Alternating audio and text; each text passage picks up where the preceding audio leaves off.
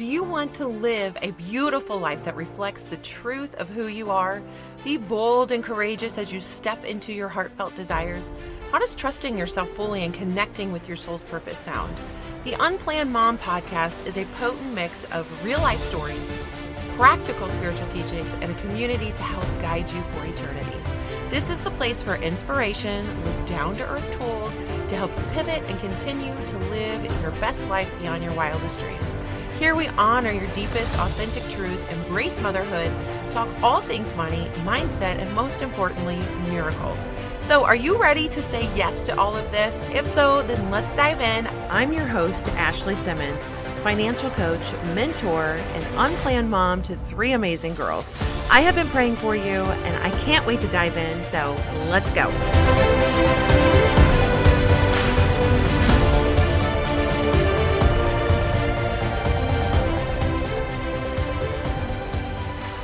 All right. Welcome back, everybody, to the Unplanned Mom School podcast. I am so excited about today's guest. I have got Paige Tomey. Hoping I said your name correctly, You did.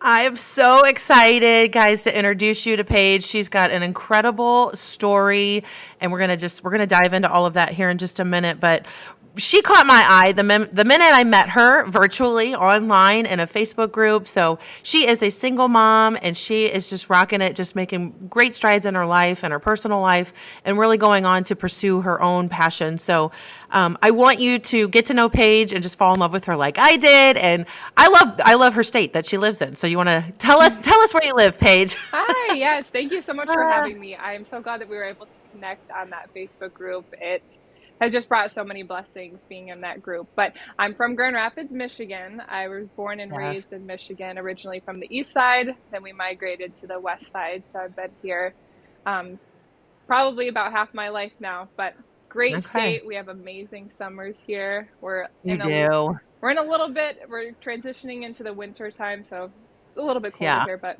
yeah. Yeah, the snow gets crazy there. I've never been there in the wintertime, only in the summer, but it's one of my absolute favorite places to go. Yeah. So I know when we first got on a phone call and you told me where you live, I'm like, oh my gosh, I love Michigan. So yeah, we just got a bunch of snow actually last week. We had, I think, about 2 feet of snow. Oh my gosh. Yep. Okay. Yep. So we're in the middle of it. Yeah.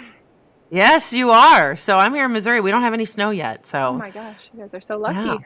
Yeah, no snow yet. So. Yeah. All right. So whenever I read your description, so we met because both of us are pursuing our businesses just in the sense that we want to reach as many women as possible, share our stories, and be keynote speakers. And so you put this post in this group that you and I are both in. You talked about basically your keynote and your story. Of course, it caught my eye because you are a mom. You know, I love having moms on here as a guest. Tell me about your pregnancy. So I know you've got one daughter. So walk us through your first pregnancy and what that was like for you. Yeah. So a little bit of background. I grew up in a family of 9 children, Catholic family. So when I had initially found out that I was pregnant at 23 years old, I was not married, and so this was not part of the plan at all. In fact, I didn't even tell most of my family that I was pregnant until I was showing, which was around 6 months. So there was a lot of shame that came around pregnancy, and especially the fact that I wasn't married. And in fact, I wasn't even dating my daughter's father at the time. We had broken up 6 months prior to this. So it was very scary. I just felt this massive amount of shame and didn't really know how to go about telling anybody, and just kind of felt like I was walking this path a little bit alone. So it was pretty scary time. Yeah. Yeah. I know. I can relate to that just because growing up in a big Catholic family. I'm not one of 9. You said 9 kids?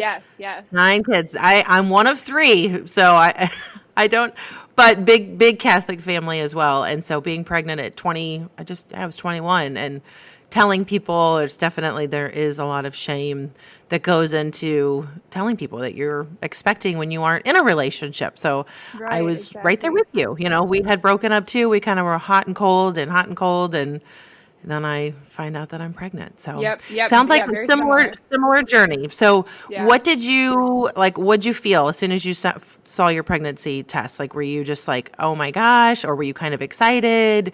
It was crazy because I honestly was like 2 to 3 days out from missing my period, but I was not feeling well, and I was like, you know what, I'm gonna take a test. There's no way that it's gonna be positive, but just for my peace of Yeah, mind. And I just remember taking the test and going to set it on the counter next to me. And as I'm setting it, I can already see the positive, like the darkest positive. And I was like, what the heck? I thought you yeah, had to wait like 3 minutes. I thought I had time to kind of yeah, get my emotions together, but it was just so clearly positive right away. So it yeah. was it was just very shocking. I really did not know. It was a scary moment, and I didn't know how I was going to tell the dad. I knew that he was not going to be very thrilled about it, given the fact that we were also very hot and cold at the time. Hmm. The breakup that we had was just very messy, 6 7 months before, and so I knew that it wasn't going to be this happy news that I was giving him. So just scary. It was scary. Yeah, Yeah. yeah, yeah. So 9 months later, though, you went on to have a baby. Yes, yes, I know. Yes. She has been the greatest blessing in my life. But so I went on to have my daughter. I've always had this image of how I wanted my life to go since I was a young child, and Hmm. getting married, having kids, being a stay-at-home mom. That's kind of the vision that I had for myself. And so when I did things a little bit backwards, I was like, okay, so I did this maybe in the wrong order, but we can fix this. Like, we can fix this relationship, make it incredible, and go on to have this amazing marriage, and everything will be great, and it'll align Hmm. right with what I wanted.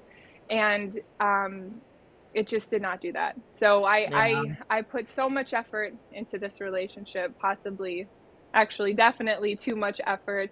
But I really just had it was so important to me to keep my family together, and Hmm. just all of the ideas that come around being a single mom. And it's not a very nice thing, when you think about it. And so I just did not want to go down that path, so I did everything that I could to not be a single mom, to the Hmm. point where I was completely denying who I was.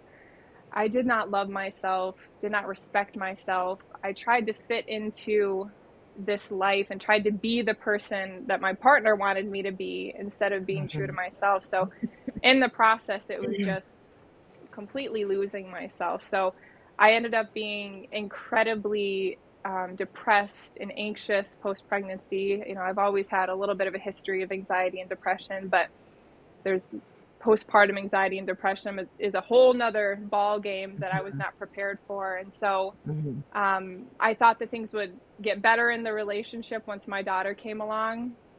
And you Hmm. just learn that children will not fix your relationship as much as you think that they will. So Yeah. that was really hard to acknowledge, that having this new child did not bring us really any closer together. In fact, I think it may have we pushed apart even more. So Hmm. that was definitely really tough to Yeah. acknowledge the fact that the relationship was not getting any better. Yeah. On the bright side, though, so you went through that whole journey. You tried to morph and change yourself to bend and fit this, traditional mold, I'd like to say, Yeah. to be with your family. I mean, I think I've done the same thing, in my own life, but it's really empowering to not I walk away from that, but like you've grown and you've changed so much, had you not had that experience. Yeah. So, hindsight's always 2020, but like, we go through these things, and motherhood, I don't, I'm not going to speak for yourself, but I don't think you would change it. You Absolutely wouldn't, not. you wouldn't change it at all. And so I always tell my daughter now, my oldest, my 16-year-old, you are meant to be here, but your dad and I were not meant to be together. And Yeah. so Yeah, it was, absolutely. And I think it was huge when I finally acknowledged the fact that it was okay that we weren't going to work out. I mean, this happened hmm after we had broken up, after my daughter was born and everything. But just acknowledging that there is another way to live. There was another way to live my life that could be even greater than staying together as a family. And I know that I wanted that so badly. But Yeah. honestly, it was making that decision to quit fighting for it once we had broken up was the Mhm. best decision that I could have made, because I started to prioritize my relationship with myself. And in turn, that Love started that. to change all aspects of my life. I was able to Yes. come off of anxiety and depression medication. I wasn't getting sick nearly as much. I mean, all of this was Yeah. happening during my healing journey and Mhm. this journey of self-love. And so Mhm. it was the biggest blessing. And I do tell people I really don't have regrets in my life. You Mhm. know, there's a Mhm. lot of things that at the time I maybe wish that I wouldn't have done those things, but it's all led me to the space that I'm in right now. So I really don't have regrets on how things happened. Yeah, that's awesome. I'm Yeah. like, yeah, it's incredible. So what did that look like for you when you started taking care of yourself? And I think a lot of us that are listening, we all fall into this bucket. We tend, a lot of moms can lose themselves, trying to make the family stay together or even going about being a single mom. It's hard work. Being a mom in general is You, really, really oh, hard. absolutely. Yeah. Being a single mom is even harder. Yeah. So what did that look like when you started your healing journey and started taking care of yourself? What'd you start doing? Oh goodness. So the first thing that I did was I got into some therapy. And I think Okay. what I tell everyone, I personally believe that everybody needs a therapist. I don't think Mhm. anyone shouldn't be having one. There's nobody that's in this perfect, life that doesn't need somebody walking alongside them. So I got involved Mhm. in therapy, and that was the first step. It made such a huge decision, or such a huge impact in my Yeah. journey. So got set up with a therapist, and then really just started changing things little by little in my life. So one of the first things that I did was started working on how I talk to myself. Mm. I did not love who I was. I had a lot of self-hatred. And so kind of changing that voice in my head to more Mhm. positive and more compassionate towards myself. Mhm. So giving myself a break and acknowledging that I was doing the best that I could with the level of understanding that I had at the time. And that's one of my favorite things to acknowledge, is the fact that Yeah. everyone is doing the best that they can with the understanding that they have. So I kind of just started making these little steps. I started journaling. I started taking like daily 15-minute walks. I started getting Mhm. involved in new hobbies, especially when you're transitioning into being a single mom. At least in my case, her dad is still involved. So we split her between the two houses. So it was really difficult at first having all that alone time when you're so used to being a full-time mom around your child Yeah. 24/7, and then going into this space of having her only part of the time. So Mhm. I started to fill up that time that I didn't have her with things that I loved, reading. I picked up golf, spending more time with friends. So all of this investing that I did in myself just really helped that healing, that Mhm. healing journey, and really put me where I am today, which is a much more fulfilling life. I live with a Yeah. lot more contentment. And yeah, I feel so blessed in the journey that I've had, Mhm. given where I started. Yeah, it's awesome. And I love that you talked about the self-talk because I'm guilty of that at times too. And I know, a lot of people in my own inner circle. I mean, a lot of women do that. I mean, and we're pretty hard on ourselves. Oh, I So, especially moms. For some reason, yes. we get the brunt of that for sure. Yeah. Yeah. And then we judge ourselves, we criticize ourselves, yeah, we're really, really hard on ourselves. And I think that's really a key thing. I mean, yeah, of course, therapy, but that was like a firm foundation for you to really lay the groundwork to continue to heal and get better by just Yeah. changing that self-talk. Yeah, Okay, so and I have to ask, do you say it out loud? Were you looking in the mirror? Is it literally just kind of like, you say it to yourself in your head? yeah, How, yeah. So I do not like looking in the mirror and telling myself those things. So it was okay. all spoken out loud to myself. And Yeah. honestly, what I started to do was I started to list these things that I didn't even believe that I had at the time, or I didn't Mm-hmm. believe that's who I was, but that I wanted to be. So I started just saying all these I am kind, I am Mm-hmm. strong, I am beautiful. Even if I didn't believe those things at the time, I was still saying them. And Mm-hmm. it's amazing how much of a difference that can make when you're when you're constantly telling yourself those things every single day, you do start to believe them, and you actually start Mhm. to live by those things. So You do. it's so powerful, and I do think that affirmations are so important, along Hmm. with, gratitude. I'm very big into manifestation. So all of those things definitely helped with getting, on more of a positive track. Yeah, yeah. Oh, that's awesome. I know. I talk about that too. I mean, just having, writing things down, your goals. Like whenever I first started, I can remember, I'm a kind and patient mom. I'm a good example to my kids. Just little things. It Yeah, was going on 3-ish years ago that I started really getting in the habit of writing those things yeah, down. So, I've had a friend recently tell me to just, to write some certain things and put them on the mirror in the bathroom. So I haven't yeah. done that. I haven't done that yet, Oh, but I'm with I you. did. I do have Did that you? in my, yep, I Yeah. start writing down, "You are enough." Just positive things, Yeah. quotes that maybe I heard throughout the week that I really liked. I'll just put on my Yeah. mirror. It's such a great reminder to just wake up, walk into your bathroom, and just have that be the first thing that you see. Yes. Yeah, it sets Yes. you off on the right foot. So highly recommend. Just start Yeah. writing on your mirror. Yeah. That's a good one. Yeah. Yeah. Start writing on the mirror, start writing in the journal, start doing all, you Yeah, can find the 5-10 minutes to write these things down, your affirmations, your goals, your gratitude. yeah, Find something yeah. that works for you. Yeah, and something that I really, believe helped me is to not feel so overwhelmed, at least, is making just small changes at a Mhm. time. So I call them 1% shifts. So instead of thinking I need to fix my diet, I need to start exercising 30 minutes a day, I need to start journaling an hour a day, I need to do my morning affirmations. Mhm. Especially for moms, when we already don't really have enough time in the day, it can feel daunting to change every part of our life all at once. And so instead of just trying to change everything all at once, I just picked one thing at a time and started Mhm. incorporating that a little bit into my life. And, through these small 1% changes, I've been able to make a massive change in my day to day life. And now, it's not as hard. Like, I wake up and I journal, or I wake up and I do my Mhm. gratitude, and it's not really anything I have to think about anymore, because I've kind of started to lay that groundwork early on and just make them small changes so I wouldn't get Yeah. overwhelmed. Yeah. That's awesome. Yeah.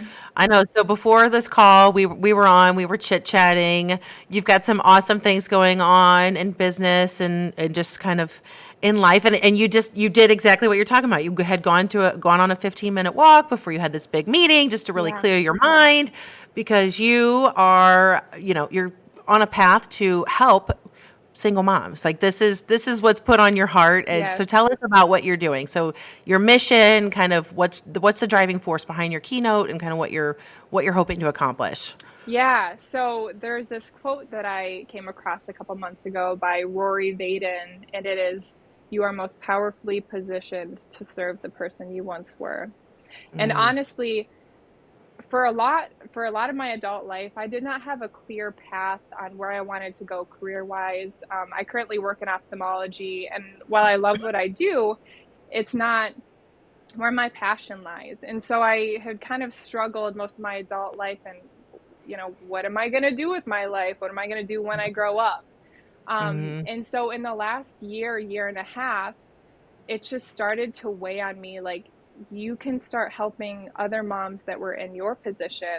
I mean, mhm, not even just single moms, but just moms in general. We talked a little bit earlier about how the transition to motherhood is such a massive change from what we were doing prior. So there's a huge identity crisis that a lot of women go through when they become moms.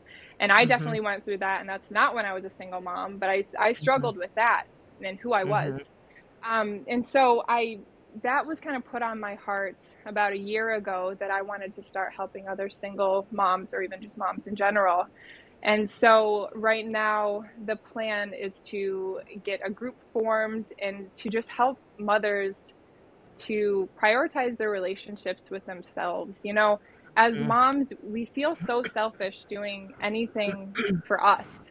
Everything that we Right. do is to give to our children or to give to others. We're chronic people pleasers, a lot of us are. But Mhm. the importance of just, you know, prioritizing that relationship with ourselves And so I just want to help women get to that space and start prioritizing their relationships with themselves. And Mm-hmm. I have found personally that since I've been doing that as a mother, I am so much more patient. I'm just so much better as a mother overall after this healing journey. So I just want to help give mothers the tools to, become resilient, to know themselves. And that's just kind of the mission right now. So that's what I'm headed Yeah. towards. It's beautiful and I love it. And at the heart of what I'm trying to do, it's all about storytelling too. Yeah. Just having platforms and connecting women because, there is little bit of an age gap between you and I, but I was in the same boat, just finding other people that have gone through something or have been where you are at to kind of show you that there's a better way or that you can get through this or you can learn to love yourself, which I think it's going to be incredible. You're going to help so many people and there's so many moms that are hungry for this and longing for this connection because I think COVID, we've all been a little secluded and the blessing is that we can do so much online. Yeah. And what I love about you is, you're doing stuff online and if people aren't following you yet on TikTok, they need to follow you on TikTok and we'll put all of your handles in the show notes, but because you have just such amazing advice, but the fact that you're going to bring this to in person, I think is just awesome because women, we just being around and being in a room, literally in a physical room with other women is super empowering. And so Yeah. you're going to bring a lot of hope and change. Yeah. And just to know that we're not on this journey alone. Exactly. I mean, it can sometimes feel so lonely and there's so many women going through similar experiences and to just know that they're seen and they're heard and to give them that push and know that they have so much more to give I just that's the goal. That is the goal. Yeah, I love it, and I love the word that you're using, resilience. Resilience. It's a bold word because it encompasses a lot. But I think that's single motherhood right there in a nutshell. So and you embody it. It's really interesting too because as I started off this journey of finding myself or becoming independent, resilience wasn't even a word that I was using. It wasn't what I was working towards. But through this entire journey, kind of looking back, I have naturally created this resilience by building up my life in different areas and healing myself. And the fact is that resilience can bring so many positive things to your life that you would never even think of. I mean, they've done, there's studies behind this as becoming more resilient, you're lessening the symptoms of anxiety and depression, which I can see in my own life. You're able to, your self-worth goes up. So all these just positive things by becoming resilient. But it's funny because it was just that was never the plan, is to become resilient. But now that I'm where I am, looking back, I'm like, oh my gosh.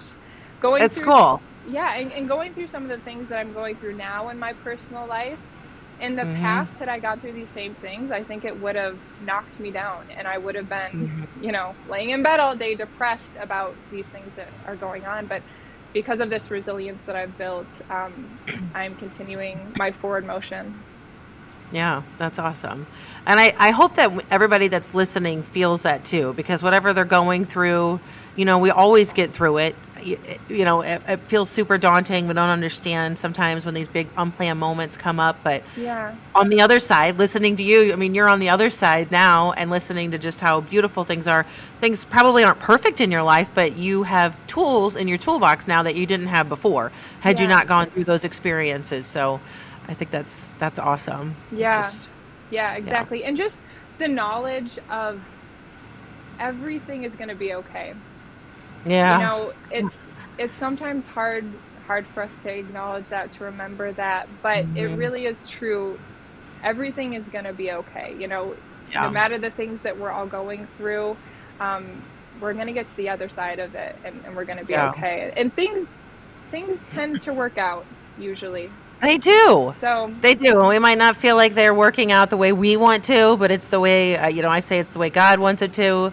And that way is always the better way. When we try to force our own will, we never end up in a good situation. Yeah. At least in my own personal experience. But I was going to ask you, so as you're on this journey, you've done your healing work. So are your friends and family, like your close inner circle, have they been understanding, supportive as you've made these changes, as you're growing? Yeah. No, for sure. I have quite a nice support. My family has always been very supportive of me. It's really interesting when you're going through a healing journey. You know, a lot of times you end up losing friends along the way and you get to gain other friends.